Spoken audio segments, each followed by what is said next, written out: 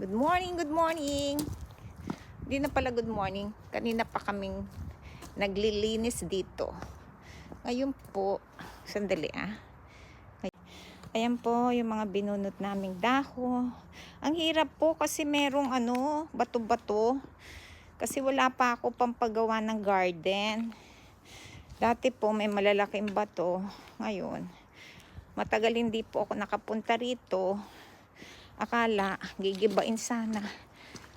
Kinuha yung mga puno-puno namin. Yung Japanese tree. Ayan, sinusunog po namin tong mga Matsu New Year.